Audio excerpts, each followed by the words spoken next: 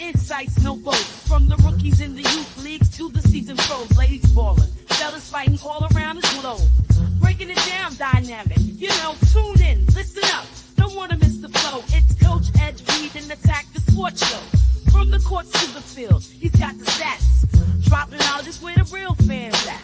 So stand up, get ready for the play. Wave your arms in the air, let's hear you say. Coach Ed, our mentor on the mic. Breaking down the game, every highlight. Analyzing plays, court the turf the light. Youth leagues, college dreams, pro spotlight. Tackling the facts, defense or attack. He's got the vision, shows you where it's at. We grab the scoop, no stone left unturned. In Coach Ed's realm, the knowledge earned.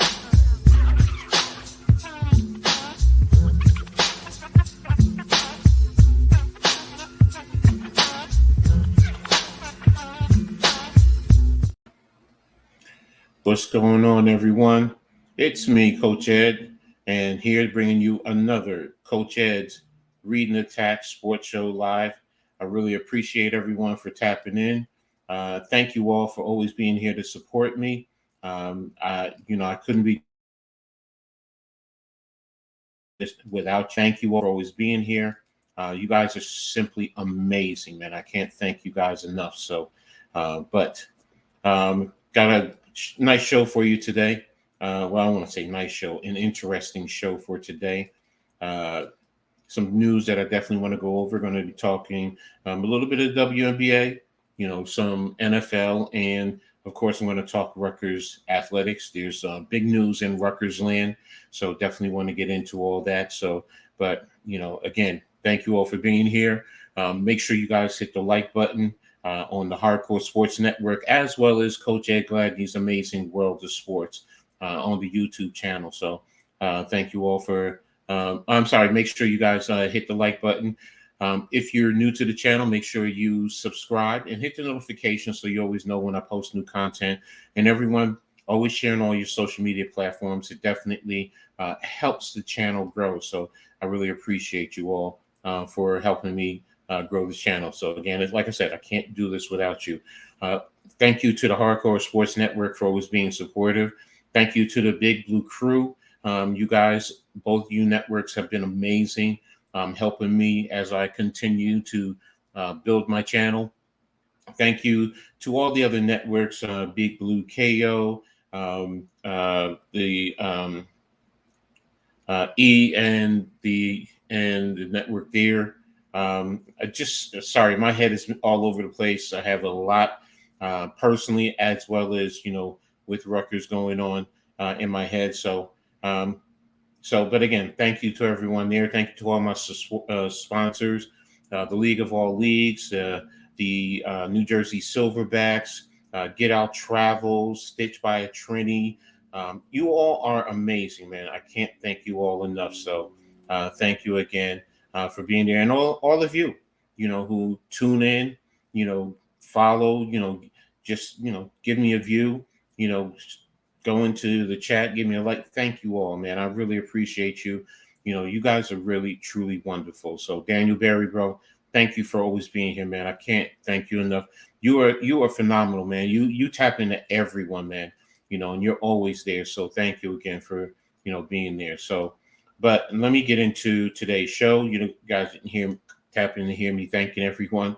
Right now, big news in Rutgers land. Rutgers athletic director, Pat Hobbs, he resigned abruptly today. Caught everyone by surprise. I mean, it's really big.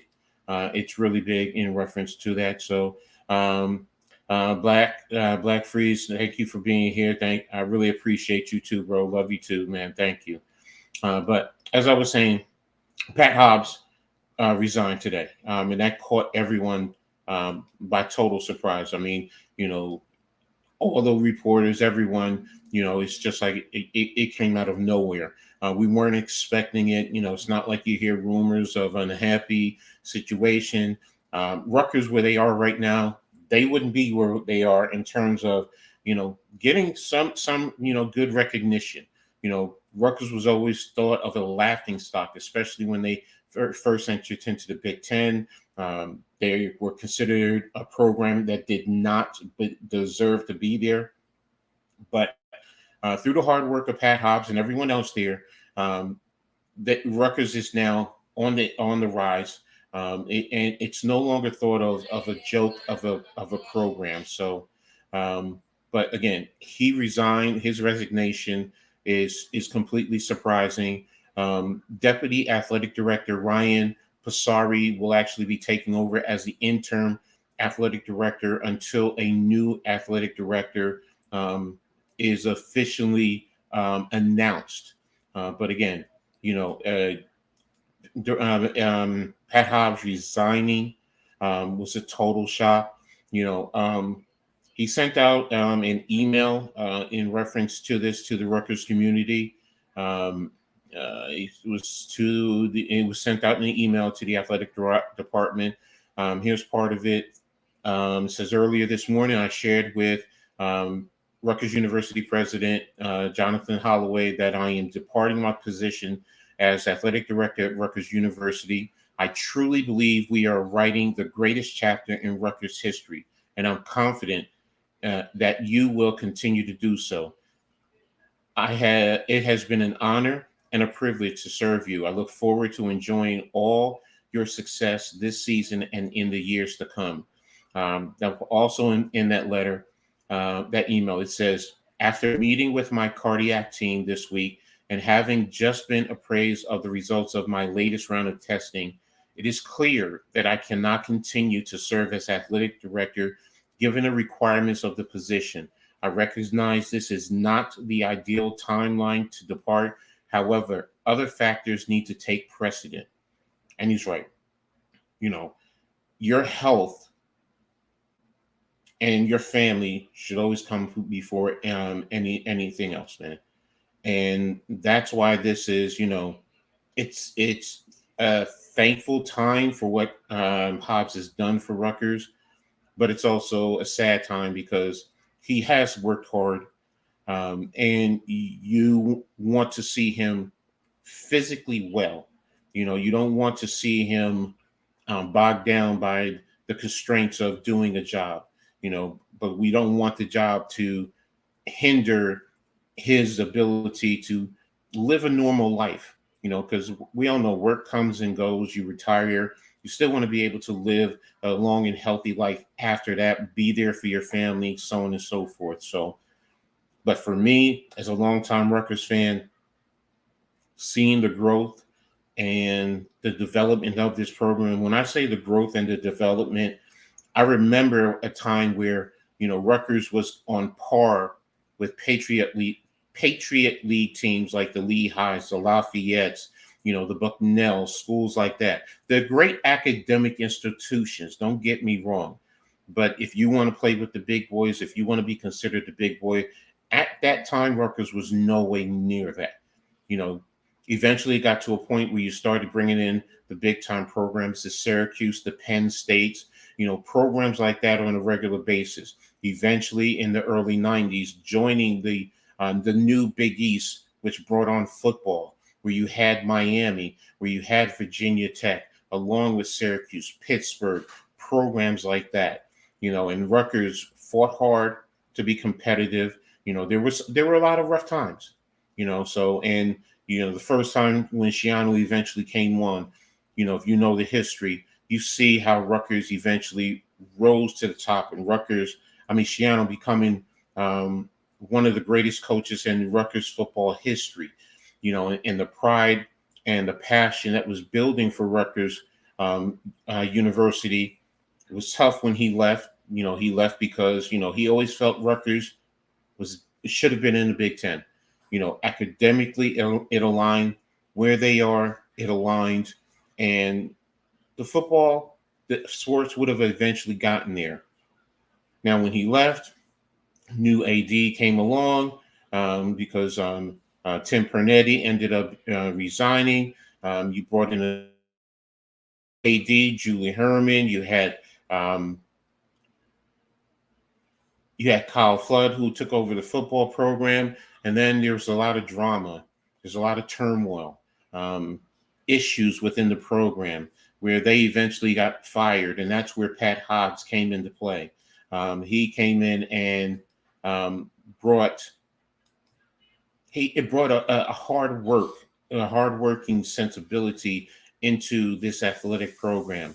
I mean, when we sit down and we look at, his history, prior to Rutgers, I mean, he came to Rutgers in 2015. Rutgers joined the Big Ten in 2014. Um, Hobbs worked a number of jobs.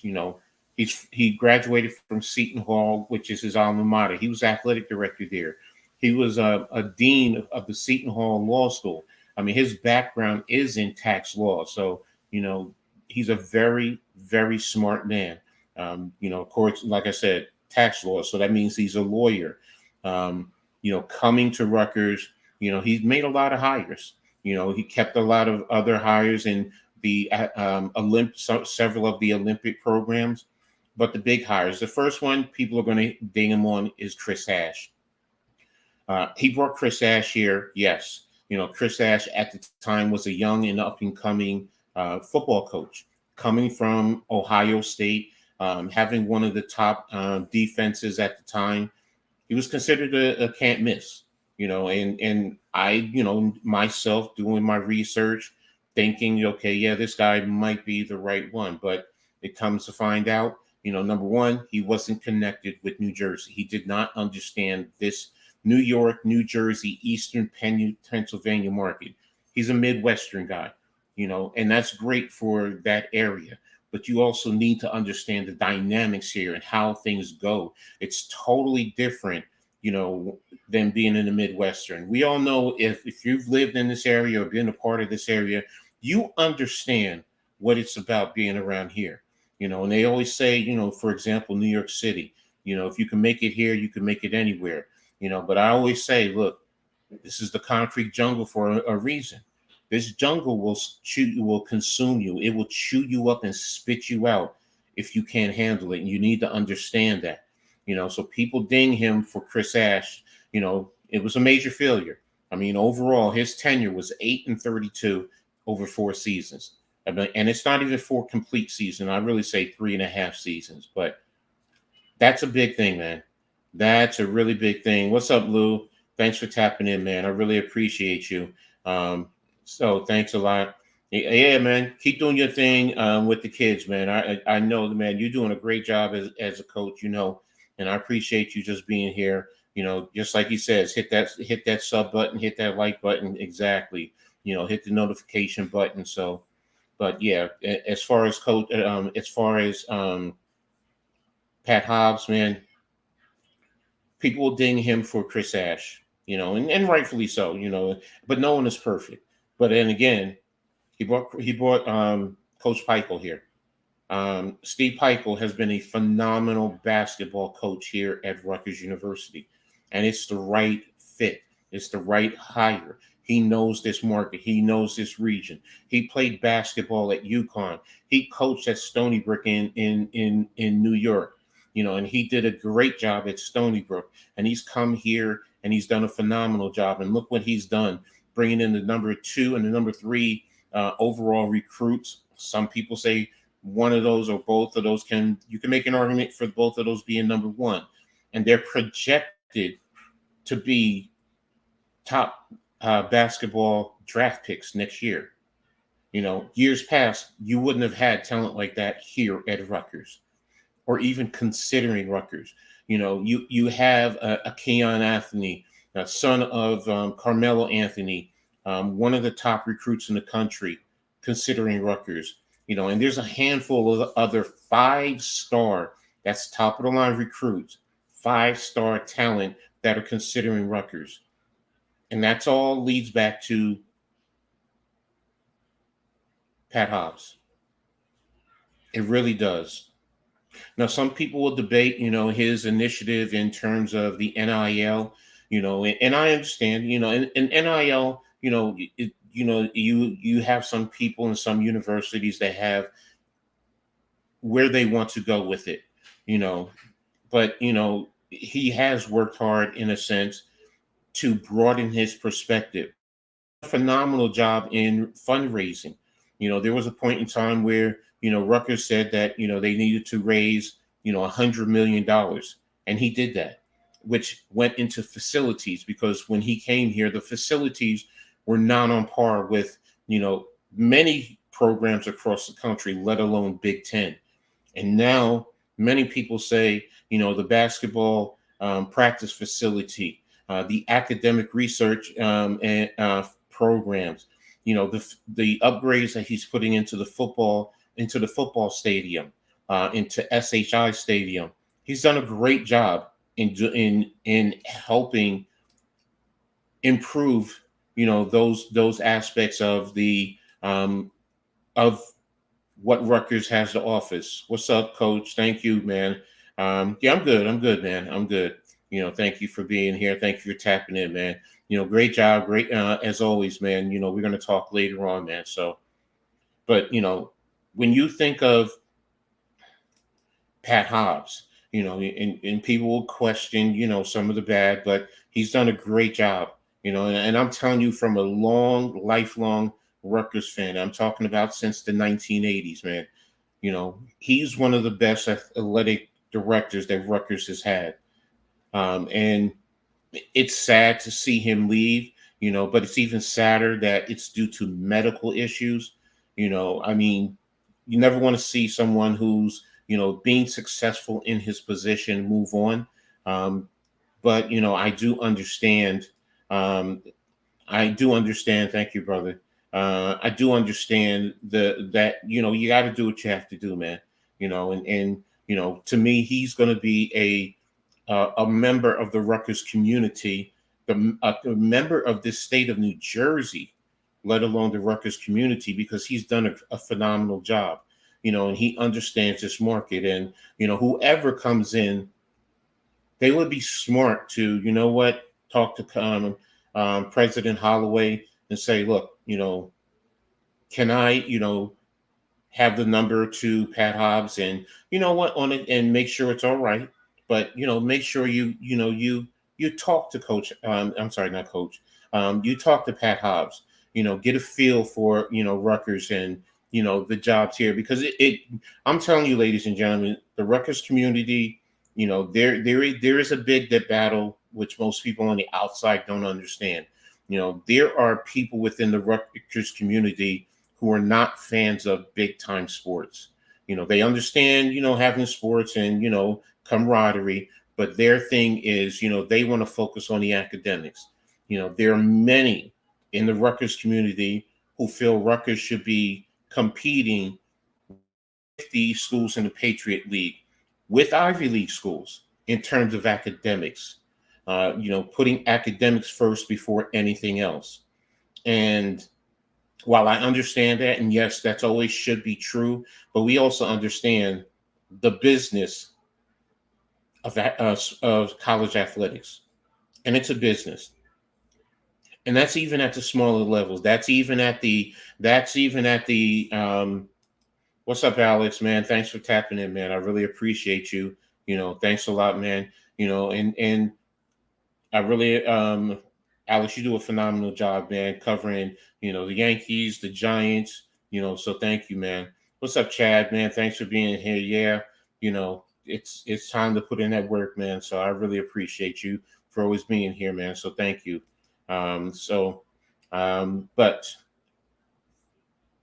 in terms of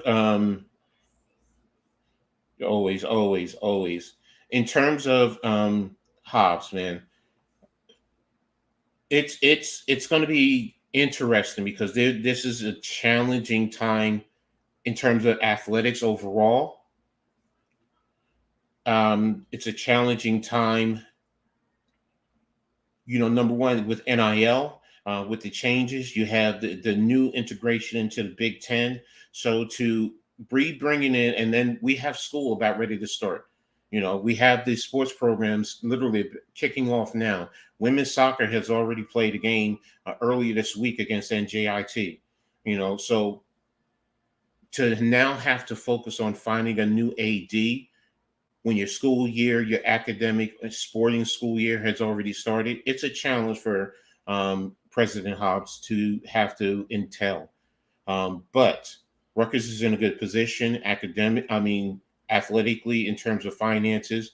For those you don't understand, You know, there's been a time Rutgers athletics has been subsidized, and the money that is subsidized comes from student fees, so on and so forth. So, and there's always that debate.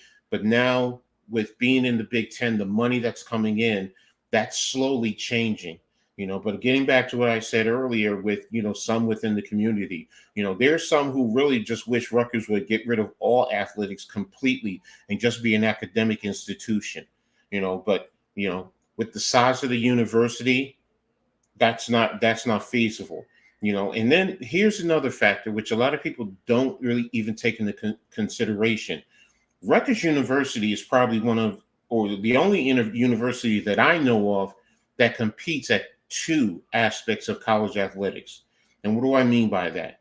You have the main campus, which is in the New Brunswick Piscataway area, which the football team is. You have the men's basketball team, the women's basketball Division One, or FBS. But there's two Division III aspects associated: Rutgers Newark and Rutgers Camden. Now they, considered, they don't go under the Scarlet Knights. I forgot the names. I think it's the Scarlet Raiders is one, and I forget the other one. But they play at Division III. Now, there are some subsidies that go to those aspects of the university from the main part. But yes, they entail their own, but they still are part of the Rutgers community, because students can take classes in all three. So it's still one big community, and this covers the whole state of New Jersey, where I don't believe any other school in the country works like that. No other university, you have schools where, they have, they're part of the same network, but not like this. So, yeah, Coach, you're right. People don't understand the stress of capitalized labor and justification that an AD has to go through. You have to justify work is being done by all coaches. Yes, you do. And that's the thing. Like, most people look at an AD and they think it's just football and basketball, but no. Rutgers has a rowing team, track and field, wrestling. Wrestling program is one of the tops in the Big Ten, and they're a very good wrestling program across the country. So, and what AD Hobbs did when he first came to Rutgers, and the issues here and the perception, because I'll be honest, everyone looked down, and in the Rutgers community, there was a point in time where you could question, maybe we should just drop back down. Maybe we should give up trying to compete at the high level. You had top recruits in New Jersey. New Jersey is, and this area, and now New York and Eastern PA, this is a fertile recruiting ground. For decades. Schools like Ohio State, Notre Dame, Michigan, in basketball, you had Duke, you have Kentucky, you have schools coming to this area and just plucking the top talent. But it's not like that, because Pat Hobbs has brought in talented coaches. He brought back Schiano. It was a little contentious at first, but in the end, Schiano did come back here. One of the best coaches that Rutgers has ever had in this time frame. You had Vivian Stringer, who ended up resigning, and stepping away for personal reason, and bringing in Coach Coquise Washington. Women's basketball program, it's taking a dip, but Coach Cole has done a great job. She's bringing in 5-star talent. It's going to take time to develop it, but she's recruiting very well. And this is the thing that's important, in terms of bringing in the right type of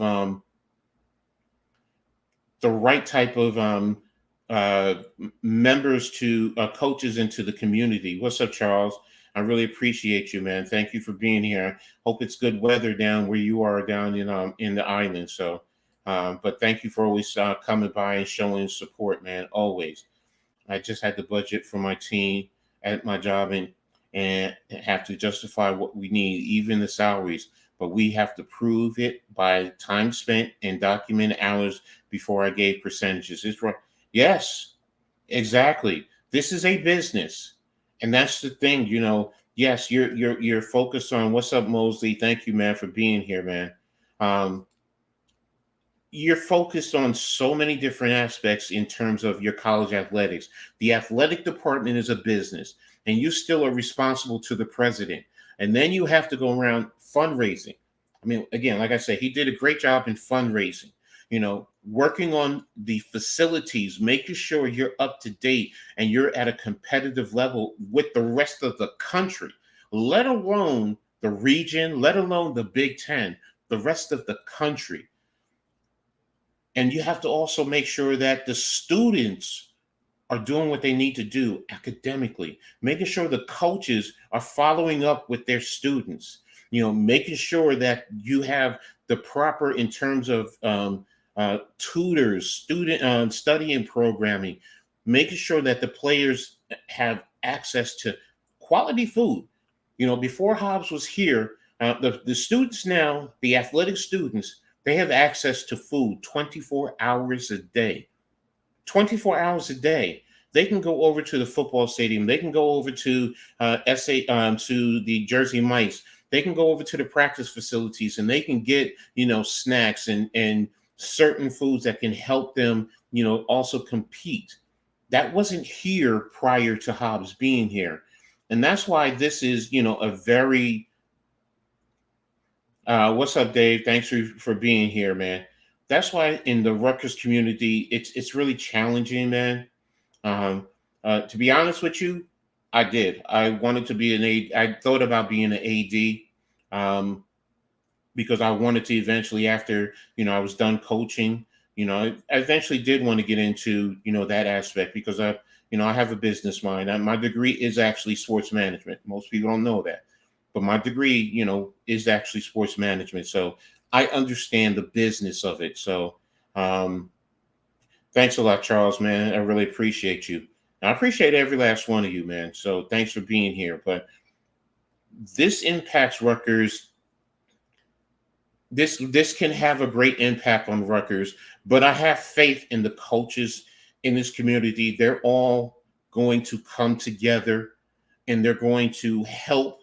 And then when the new AD comes in, they're also going to pitch in to help, along with their season. They got to focus on their season. So don't get me wrong. I'm not saying they're going to take away from their season to help a new AD. But what I'm saying is, when it's appropriate, they're going to be there for that AD because they believe in Rutgers. Schiano has always believed in Rutgers. He never really wanted to leave Rutgers the first time. He just felt Rutgers wasn't going to get into the Big Ten. And he did not want to get caught, in a sense, with all the changes that were coming along with all the realignment. He foresaw that back in 2012, to where it is now.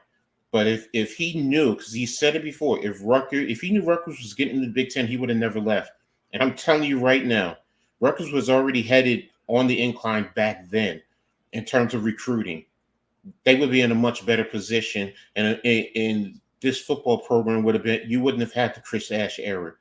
You wouldn't have had to rise from the ashes, as I like to say.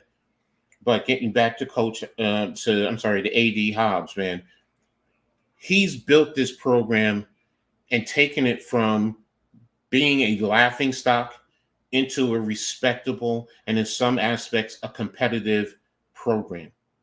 And that's why this is a big loss, in my personal opinion. This is a big loss. Not something that Rutgers can't overcome because they're set right now, in terms of the finances on the long term.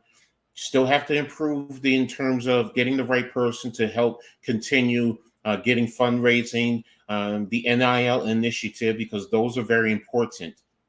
But I'll say this. If you're smart, because Rutgers is the only university across the country, and I challenge anyone to show me another university positioned like Rutgers that's in between two major markets, New York and Philadelphia. There's no other university in this country that's positioned like that. and a smart AD, along with everything else, would know how to utilize that. And if you really want to broaden it, Rutgers has the opportunity to go up to Boston in terms of capitalizing and taking advantage of the market, all the way down into Baltimore and into DC. They're the only one. Now you could say Maryland or you can argue BC, but they're at the back ends. I'm talking about where Rutgers is positioned, starting with Philadelphia, New York and Philadelphia. Literally, they can go right into New York in roughly 40, 45 minutes. You can get down to Philly in about an hour and 10, hour and 15 minutes from New Brunswick. And remember, I said you also had the Newark and the Camden campuses. Camden is across from Philly, and Newark literally is right outside, 10, 15, 20 minutes outside of New York City.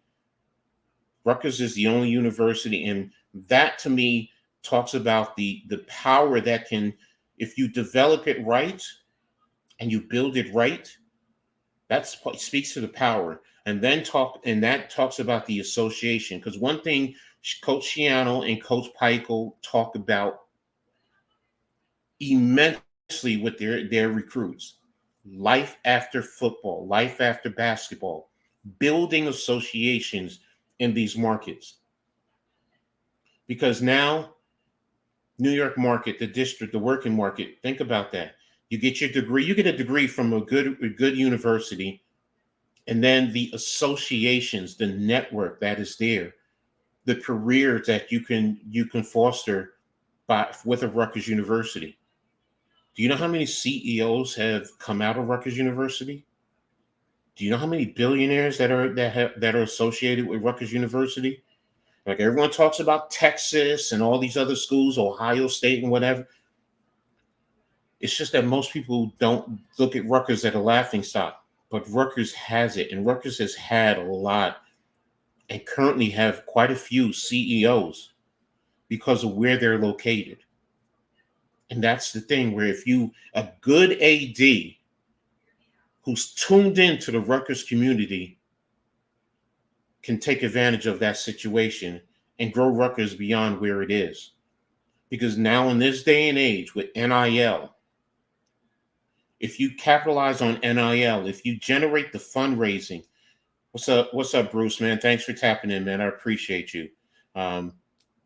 If you take advantage of that, you really put Rutgers in a position that, in terms of college athletics, in a few years, if you really were to build it and take advantage of it the right way, and you get the support, it'll be on par with every last one. And now that the Big Ten, see, and this is why I look at it. I did not like the dismantling of the Pac-12, but I'm also looking at it from a business perspective, and that's the thing.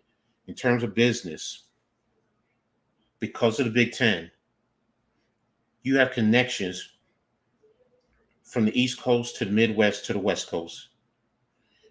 Big Ten talks about it's the top conference in athletics that's also associated with research institutions.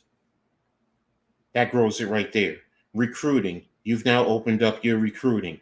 Rutgers, because you're in the middle of two major markets, the opportunity is immense, man. The opportunity is immense. And if you get the right AD to come in here and who really understands exactly what I'm talking about, Rutgers will be able to compete with anyone in the country, man. And it's really not in a bad location, man. I feel NIL is good for the players and bad for fans or for anybody that has to recruit or run an athletic pool. Yeah, it's tough for an athletic department, and it's tough for the coaches. I get it. Yes. Fans, because you want, with the transfer portal and the money. But that's why I say, where if you have sponsor, I mean, if you capitalize on the NIL and you get boosters, you get sponsors who are committed and who believe in what I'm talking about, the opportunity for a university could really open up even more. In the past, athletics has been taken advantage. No, exactly. The NCAA has taken advantage of the student athletes for decades, let's say century, a little over a century. Sorry, well, guess what? The chickens have come home to roost, and the kids see it. Look, you're making money off of our backs. There was a point in time I could go and buy a jersey for a kid who was out there playing, and guess what? The kid got no money. But now, it's only right. It's only fair. So I feel it will ruin college sports, but at least the top players will get their money. I'm going to say this, okay? I don't think it ruins the old theory, the old thought process of college athletics. Yes, it does. It does. Okay. But yes, and I don't want to say the top kids, because there are kids, I think there's some schools that give every kid some type of NIL initiative. And that's the thing, because remember, there was a point in time that kids, they couldn't even go home sometimes, with family emergencies, because if the school and their family couldn't afford it, and if the school did something, it was a violation. Where now NIL allows them to at least have some money in their pocket, whether it's $10,000, whether it's $5,000, that's a lot of money to an 18, 19, 20-year-old kid. And if they got to go home, or, there was a point in time, I remember Mike Golick talking about it, as an alumni of Notre Dame, he couldn't even buy sometimes pizza for his son's friends who would come over, because that could be considered improper recruiting advantages, which is stupid. We would all think, I can't buy pizza for the kids. We all would do it if we have kids and they come over, but they would consider it as an improper advantage. Where now, that's why, to me, put the money in all the kids' pockets. I'm sorry. The NCAA is making billions of dollars. So yes, but look, gotten a little bit way off base right now. Ultimately, this was about it's A.D. Hobbs and his resignation and the impact to Rutgers. Hopefully we'll get the right person to come in here and help this program continue to rise. So, but the next thing I wanted to talk about is the return, the WNBA. Those of you who know me know how much I love the WNBA, man. Excuse me a second. And last night it was returning, after, a month off because of the Olympics. And, a lot of the top players, not just in the United States, but across the league. There are players who were playing for Germany, who were playing for France, for China. They all competed in the Olympics. So, now they're coming back to finish playing out this season. Excuse me, guys. And I'm just happy it's back, man. I've been loving this year.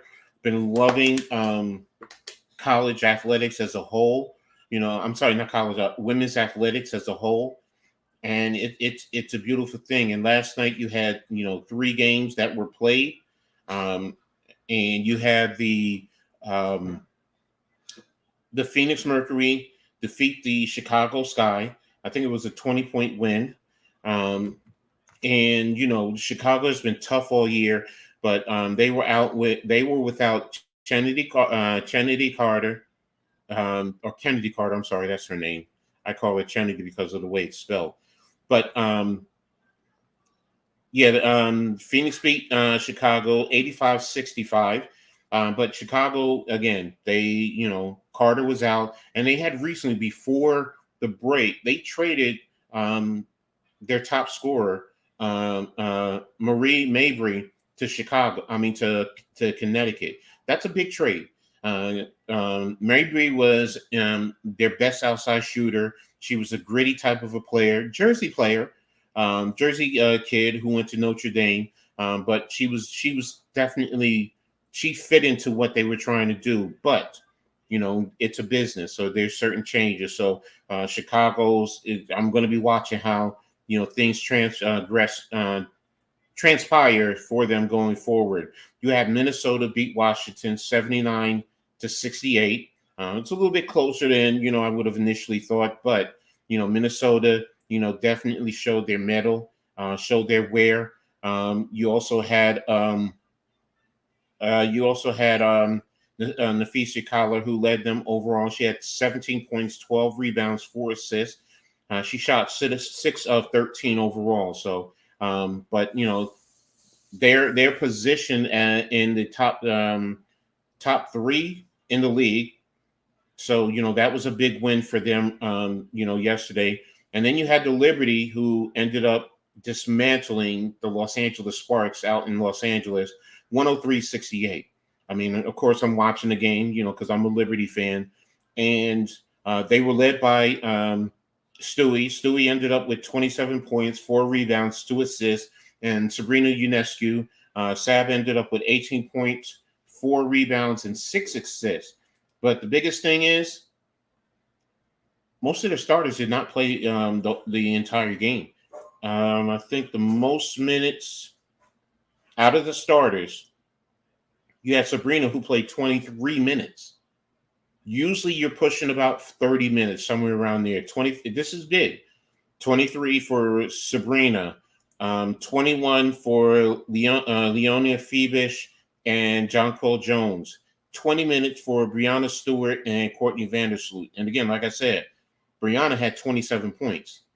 So that was a big thing, man. That was a big thing. And it prepares them because they have a major game against the defending champion, the Las Vegas Aces, 4:00 tip-off. So hopefully I'll be able to, because I have another show, but hopefully I'll be able to tap in. But again, I like the fact that the W is back, man. That's the big thing for me. I want to see what's going to happen the rest of the way. I mean, tonight you have Phoenix, who's at Indiana.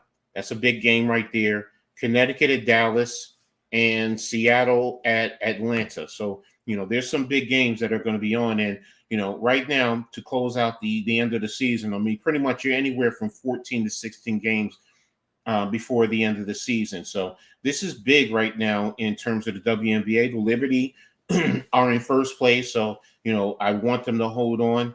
No one has ever gave me a good reason why it's a bad idea. The sport has been good lately when everyone thought it's been worse. NCAA still has its rules.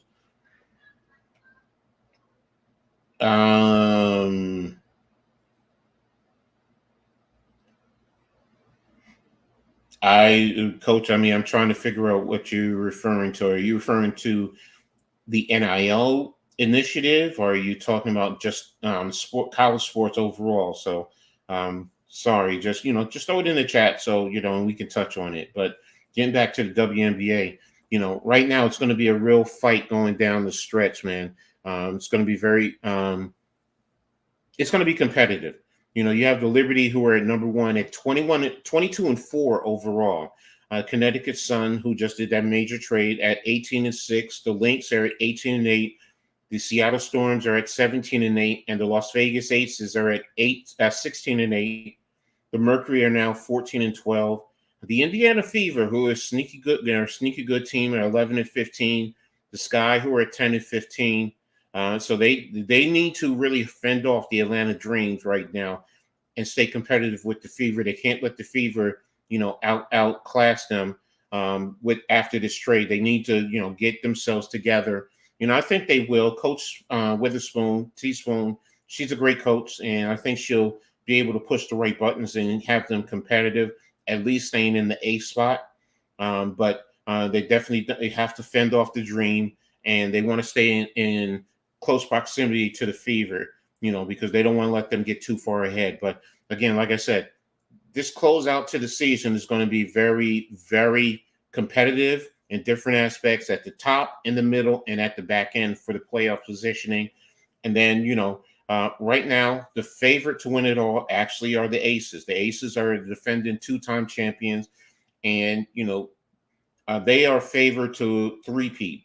But of course, the Liberty, the way they're playing, if the way they played yesterday, and if they can carry that over to Saturday, that's going to tell me a lot going down the stretch. Send a strong message, especially to Las Vegas, going down the stretch, that, what, it's not going to be an easy cakewalk, and last year is last year, but we'll see what happens going down the stretch in terms of the playoff race. So, but again, I'm loving the games, overall. It just for me as a WNBA fan, and I mean I've been a fan since day one, since 1997. I remember the Liberty and the Sparks, who initially coincidentally played last night, but they played the initial game, the first game. I remember Tolliver was the first player who scored the first WNBA points for the Los Angeles Sparks, man. So I remember I've been there since day one, and I've loved it. I've appreciated women's sports. I think the women play the game a lot better than the men. That's just my opinion. And, they're a lot more fundamentally sound. And I'm seeing that now, even in today's game. So, and I'm excited to, continue to see, in the top end, the Liberty are there. But the Sun, like I said, they did that big trade.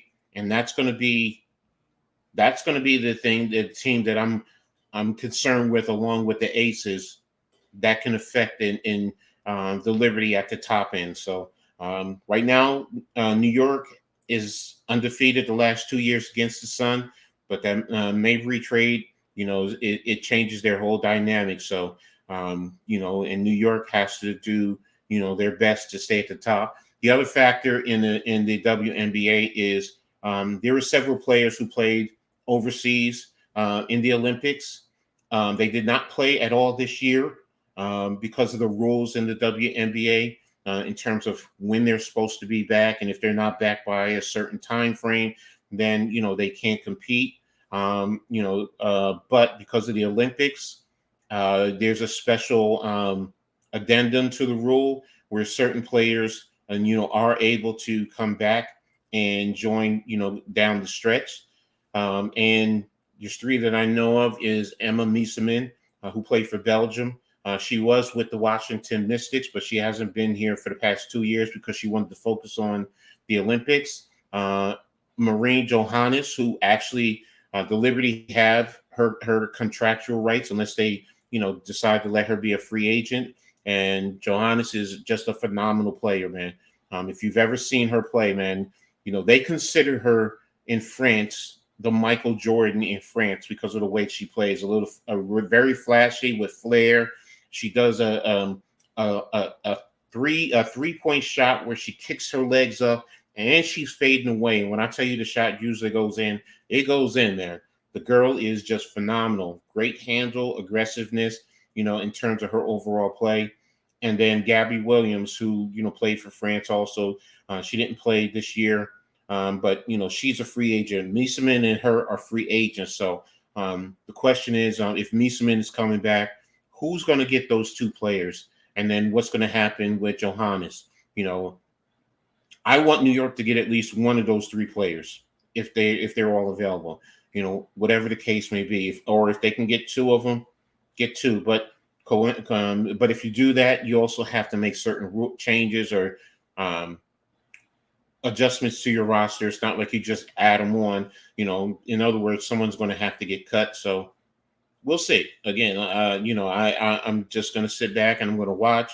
And, I don't want to change the dynamics too much of the Liberty. They've been doing very well as it is. But, I'm definitely going to be sitting back to watch what happens with those three players. So, but that's what I wanted to touch on in the WNBA. And the last thing is in football. Shout out to Chris Canty and Elvin Cohen today on the Unsportsmanlike show.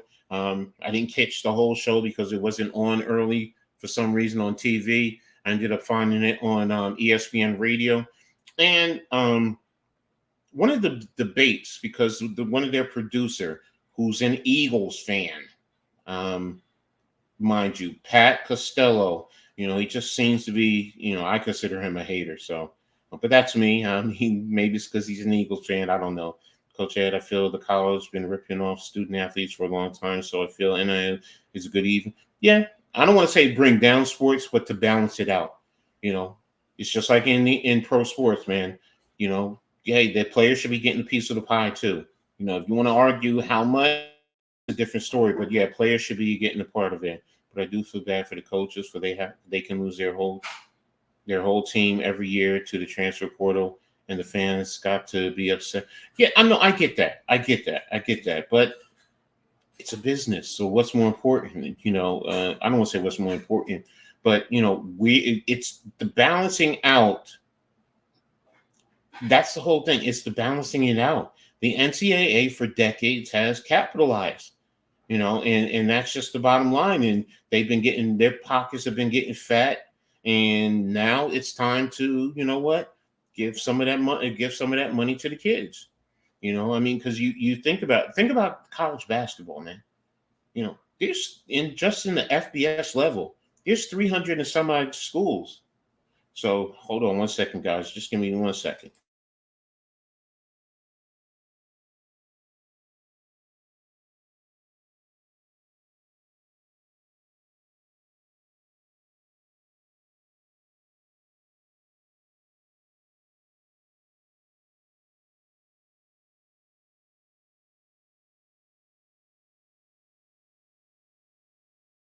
Thank you, dear.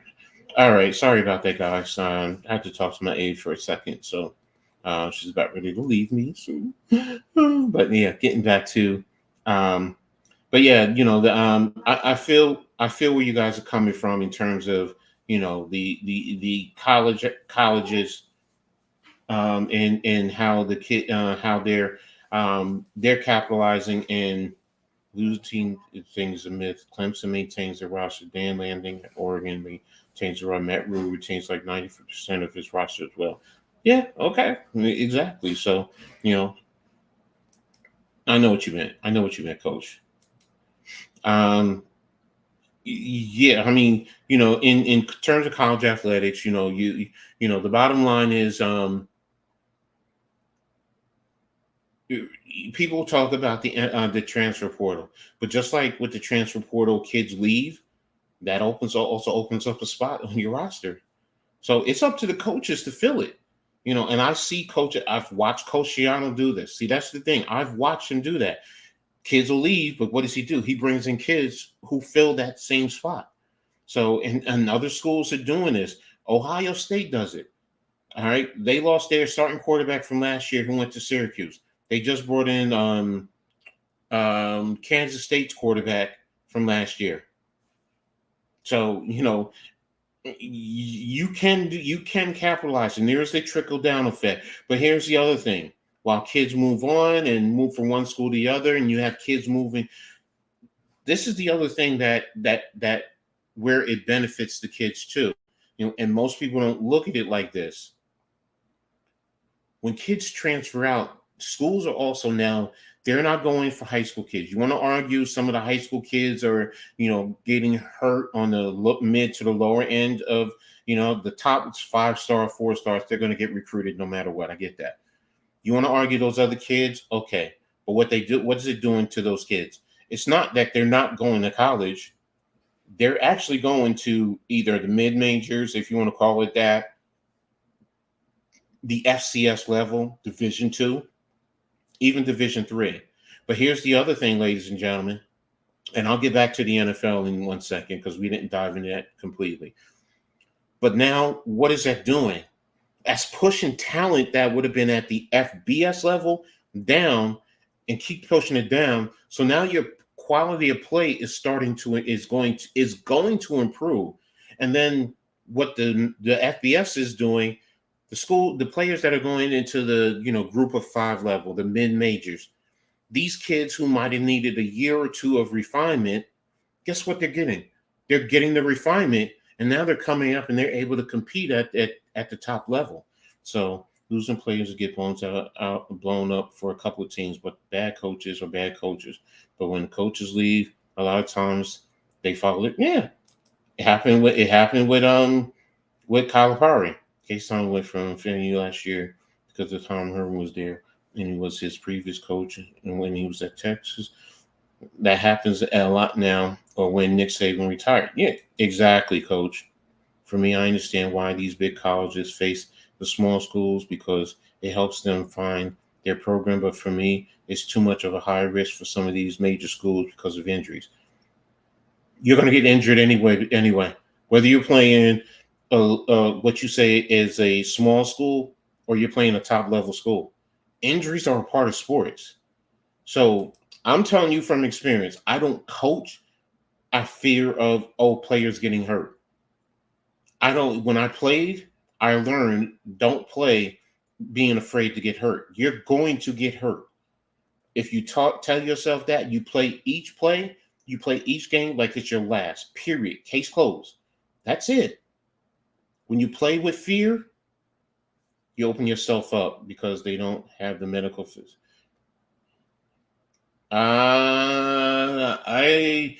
If you're talking about at the FBS level, I'm telling you from experience, Rutgers has it. Rutgers has top level medical facilities at its disposal, like that. Where they're located in New Brunswick, there's 2 hospitals in New Brunswick, and New Brunswick is not a major metropolis. I think it probably has maybe 60,000 people outside of those associated with the university I'm talking. I'd have to double check, but they have access to 2 major. What I'm talking about, coach, is more of a risk of the smaller schools because they don't have the resources. But why do the smaller schools play these top schools? Because they get the money. When some of these small schools are getting $1 million to play. Now, I'm not saying that's, but they do have access to this. And again, if you're a small school and you're worried about injuries, then yeah, don't play the game. And I'm going to say this. A lot of those kids want to play some of the big schools. They're not looking at it, I'm worried about injury. They want to go and show their mettle, and they understand it's sports. You're going to get hurt. So, again, whether you're a small school playing a big school playing a small school, you play the game, bro. You play the game. So I'm talking about FC school with these major colleges like Georgia, Alabama. I get it, bro. I get what you're saying. Like I said, I just don't look at it, man. I just don't I don't look at it like that. I look at, when you play, now if you're talking about the risk of death, okay, you would be right. But this is sports. You don't play sports worrying about that. That part I'm not, no. But, look, you're talking about turning an ankle, breaking a bone. It's going to happen one way or another, whether you're a small school playing a big university.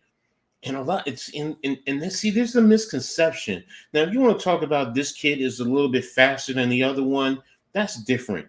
But you know what? It's not like it's overblown. Now, if you're talking, you don't have an FBS playing a Division III.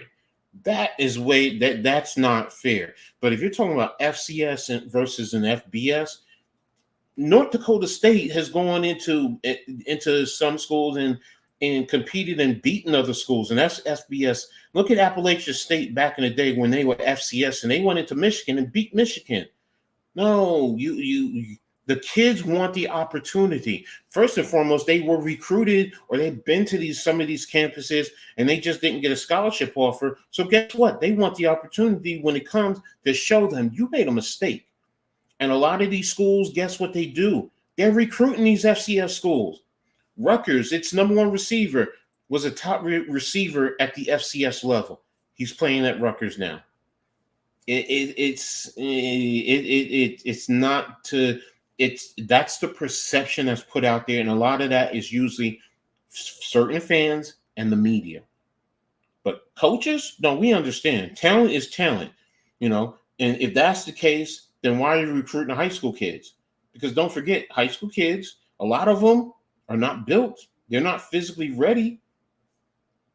I'd rather take an FCS kid who's probably he's academically ready to be at the college level. He's going to be much more physically advanced than a high school kid who still has to get to training and get into the weight room to be there. The risk of injury is always going to be there. So whether you're at a low level, FCS competing with the FBS, it's just like a high school kid coming out. If the coaches feel that they're physically ready, then you recruit them. Now, if they're not physically ready, or if they're physically able to, The risk of injury is schools. Oh no, we saw that. A lot of FCS schools like North Canton. Yeah, I can tell you the CAA schools, they all have money, bro. And they're all on the East Coast. You know, those schools, North Dakota State, South Dakota State, Montana, they all have money. They all have money and they all have a strength and conditioning. You feel I'm making excuses, coach, when I'm making an argument. No, I don't feel you're making an excuse. What I'm saying is, to me, for me, I'm countering the argument. And if it seems like I'm taking it as an excuse, no. What I'm saying is the risk of injury, that's an excuse to me. That's if you're saying that's the only basis, but if you're saying FCS versus FBS, no, they should be able to compete. And if a school feels it's not able to, if you're talking about a Division 2 and a Division 3, that's different. They're playing at a totally different in terms of level, in terms of economics, in terms of training. Yeah, that's different. FCS is really not that far off from FBS. A lot of the same kids that are at the FCS level were recruited by FBS. It's just a numbers game, scholarship game, and the opportunity. Some kids at the FCF. Here's the other thing, Anthony. Some kids who are playing at the FCS level, they're offered a preferred walk-on at the FBS level. That just means economically they have to pay for their scholarship initially, and hopefully they can earn a scholarship. I'm sorry, they have to pay for their tuition and everything, and then hopefully they can earn a scholarship where they don't have to pay for anything. But now some of these kids will say, "No, economically I can't afford it, so I'm gonna go to the FCS level, because my family can't afford to do it, or we can't take out a loan." So that's what I mean. It's not an excuse. When it's just that when you say the risk of injury, that to me, then yeah, that's an excuse. Sorry, if that's the only premise. But in terms of competition, nah. If you at FCS, and realistically, sometimes if you were to sit here and say, okay, 40 times just as a measuring stick, an FBS kid who runs a 4.43, but you have a kid at the FCS who's running a 4.45. That's really the difference. Or this kid may be at the FBS as a lineman. He's 6'6", but at the FCS level, he's 6'4", 6'3". Measurables. But what's in the chest? I've seen it too many times, bro. I played D3. When I was at 285 and never played high school ball, so I was a little bit different. But my starting middle linebacker was 5'2", around 150 pounds. And then most starting linebackers, this was in mid to late 80s, so just so you guys understand, most linebackers then were roughly 5'11", maybe around 200 pounds. But there's a big difference. But our starting linebacker was 5'2" and about 150 pounds. And he was a dog. And what did he do? He used us in front of him because we were big guys and he could hide. But I saw him take down a running back who was 205, 207 pounds. And he hit him, and boy, did he take him down with an explosion. So, what's up, Wells? Thanks for being here, bro. I really appreciate you, man. So, yo, guys, I just want to say, phenomenal conversations. I love what you guys are bringing to the table. Anthony, you're bringing some great arguments. Okay, I'm using your word, bro. I'm using your word. So, but yeah, I appreciate this. Plus, when an Alabama plays in FCS, they get millions of dollars paid. Yeah, exactly. So it works out, but I get it. Perfect example. What I'm talking about is when HBSU plays these major colleges, some of their players end up missing the rest of the season because they weren't. Okay, I get that part. In terms of that, but Rutgers is playing Howard in a couple of weeks. I've seen Rutgers play these schools, and it happens. It happens. Hold on. Sorry, my oldest was. But I understand what you're saying too, in terms of that. There are those, but it's not every. See, what I'm getting at, if we're talking about one or two specific schools, okay, I still don't like it completely, but it's not all FCS versus FBS. And I'm looking at everything in its totality. I'm not just looking at specific one or two schools. Yes, injuries are going to happen.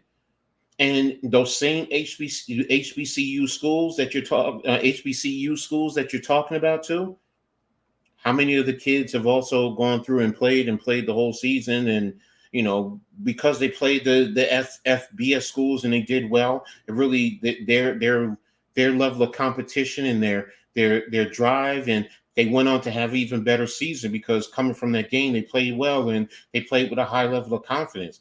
You can make the argument for injuries, but you can also make the argument that it inspired these kids to play. So I mean, it goes both ways. Injury. That's why I say injuries are a part of the game.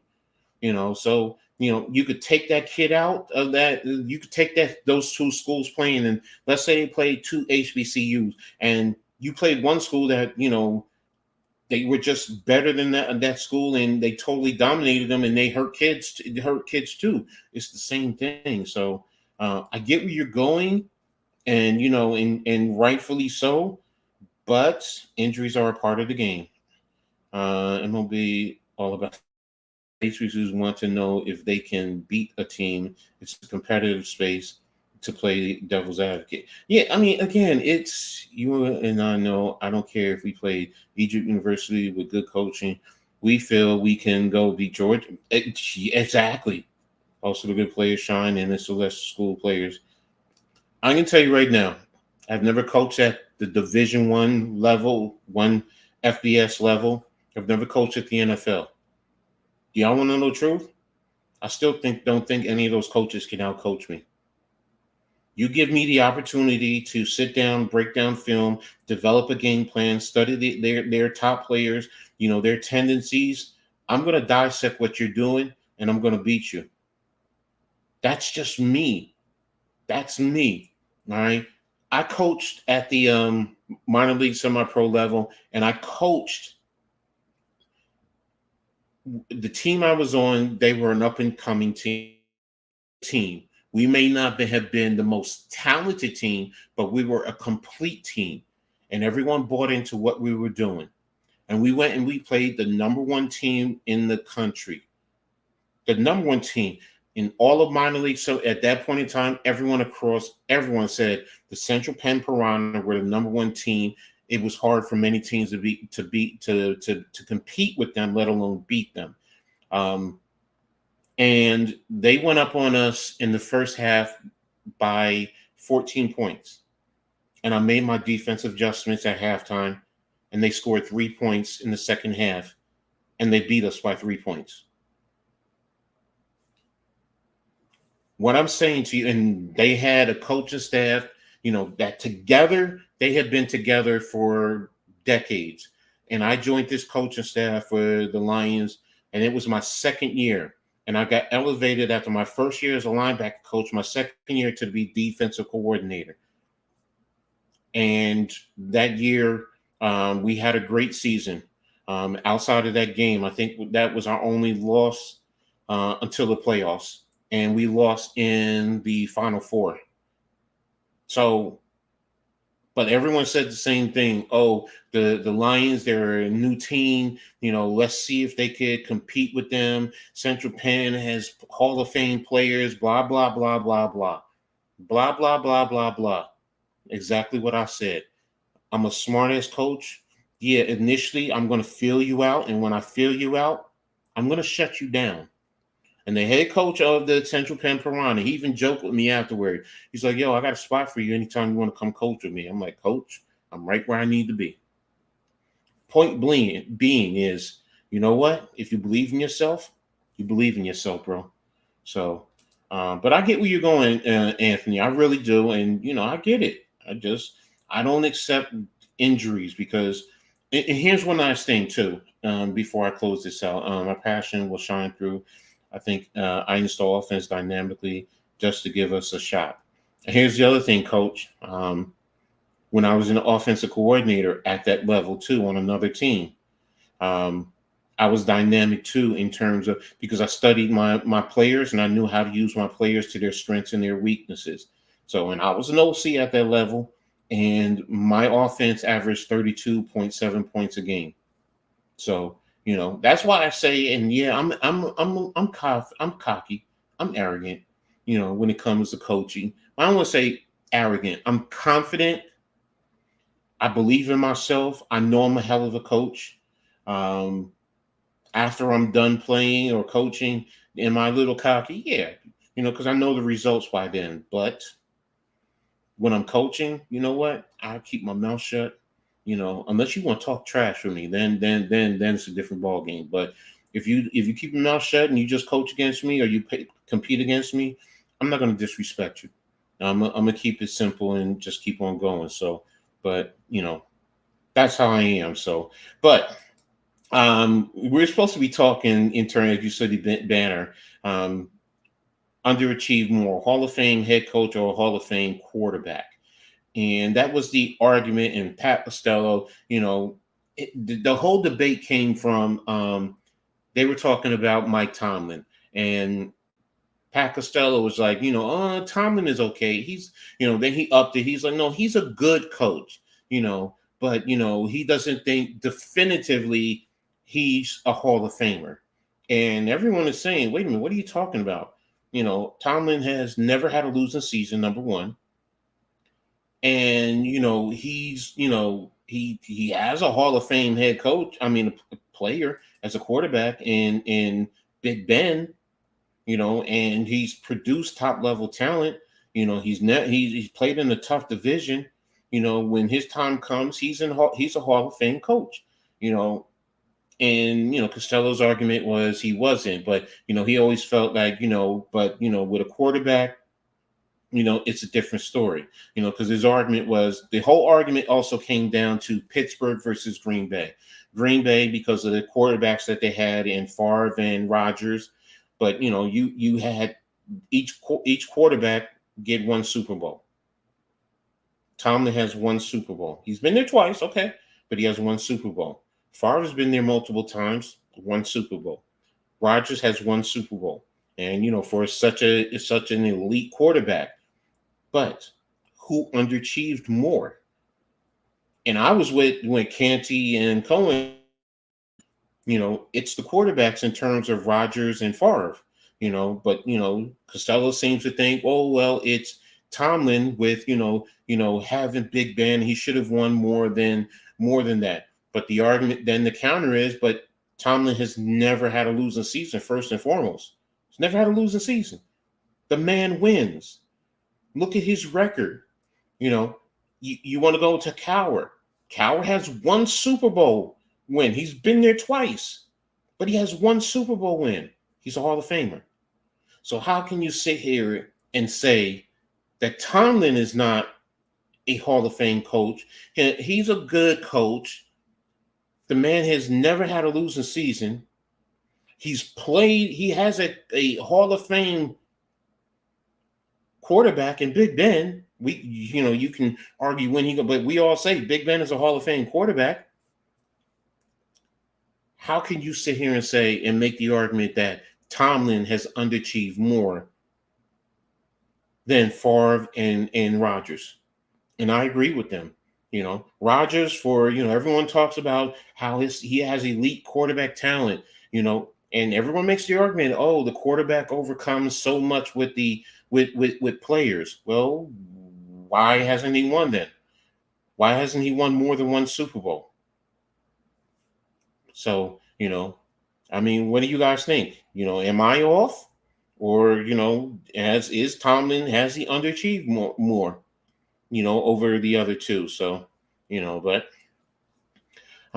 yeah, that's all I wanted to talk about today. Is of course the EAD situation with Pat Hobbs, the WNBA, the return, and of course the underachieving, in terms of the quarterback versus the head coach. So you guys still, no matter what, even after the show's done, throw the information in the chat. I always come back later and see if there's anything new. I really appreciate any insight, any conversation, keeping it going.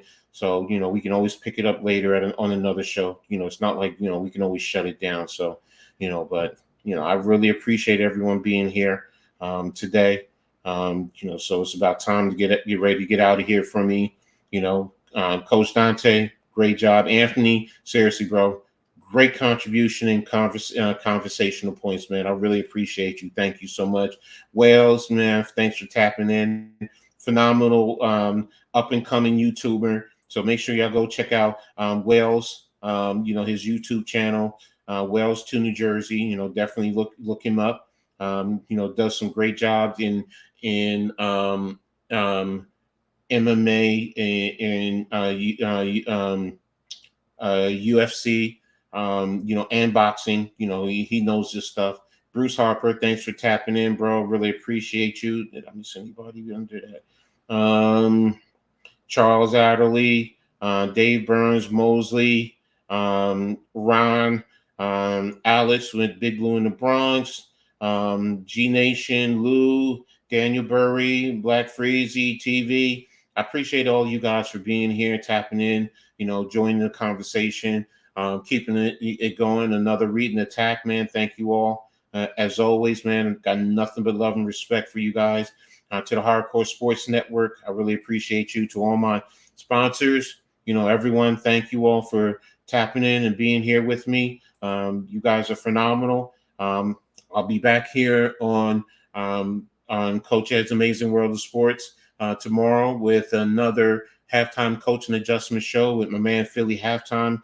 We're also going to have a special guest, Earl Cole. It's going to be joining the show with us, so it's going to be a great one Sunday. And later on today, I should be jumping on the Blacktop podcast with my man NYG22, also known as Unpopular Opinion Sports, and the Man Cave. We should be talking a little bit of basketball. Sunday, Giants conversation. We'll be talking there. I think Man Cave is also doing some Knicks talk tomorrow. So if I'm up early enough and I'm good, I should be able to jump on. And then, of course, again, another Reading Attack on Monday, Heart of the City on Tuesday, Pick and Roll podcast, and doing it for the R, more Rutgers talk on Wednesday. And Thursday, we're doing the Full Court Press, more talk on the WNBA until next Friday. So, but that's pretty much it.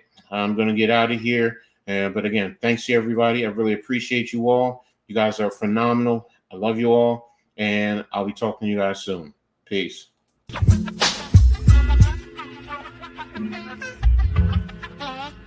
Yo, it's Coach Ed. Got the insights, no boats. From the rookies in the youth leagues to the seasoned pros. Ladies balling, fellas fighting all around the globe. Breaking it down dynamic. Tune in, listen up. Don't want to miss the flow. It's Coach Ed's Reading Attack, the sports show.